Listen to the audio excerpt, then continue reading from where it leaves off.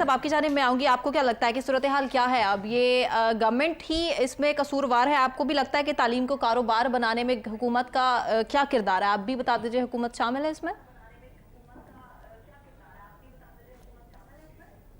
دیکھیں, عام ووٹر بھی قصوروار ہے جو ووٹ ڈالتے ہیں سیاستدانوں کو, سیاسی جماعتوں کو,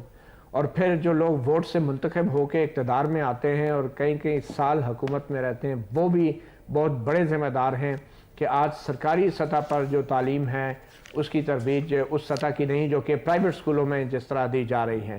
نہ صرف یہ کہ سرکاری سکولوں کی تعداد کم ہے, جو سرکاری سکولوں میں فیسلٹیز ہیں وہ بھی حالت ان کی بہت خراب ہے, جبکہ پرائیویٹ سکولوں میں جو نصاب کا معیار ہے وہ بھی ڈیفرنٹ ہے, آکسفورڈ کا سٹینڈرڈ ہے, پڑھایا جاتا ہے, اور اسی طرح وہاں پہ فیسلٹیز بھی بہت زیادہ ہیں. میں اس بات سے ایگری کرتا ہوں کہ پرائیویٹ سکول جو گھروں میں کھلے ہوئے ہیں, جیسے شعبہ دین صاحب نے پوائنٹ آؤٹ کیا, وہاں پہ بچوں کی وہ نشو و نما نہیں ہو سکتی, وہاں کھیل کے میدان نہیں ہیں, وہ سب کچھ اپنی جگہ, مگر بدقسمتی سے پالیسیاں اور قوانین اور قانون جو ہیں وہ حکومت نے بنانے ہوتے ہیں. نجی اسکولوں کو بھی ریگولیٹ کرنے کے حوالے سے, ان کی عمارتوں اور ان کی تعلیم کے معیار کے حوالے سے قانون سازی جو ہے وہ حکومت کی ذمہ داری ہوتی ہے. حکومت اس حوالے سے مکمل طور پہ ناکام ہو چکی ہے. نہ صرف یہ کہ پرائیویٹ سکولوں میں جو بچوں کی نشو و نما کے لیے کھیل کود کے میدان ضروری ہیں ان کو یقینی نہیں بنا سکی, بلکہ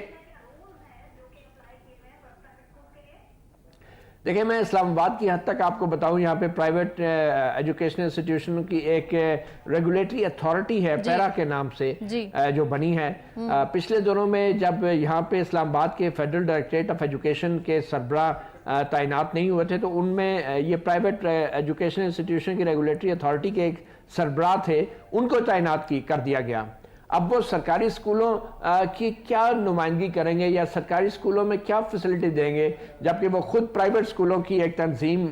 ریگولیٹری اتھارٹی اور ان کے اپنے بھی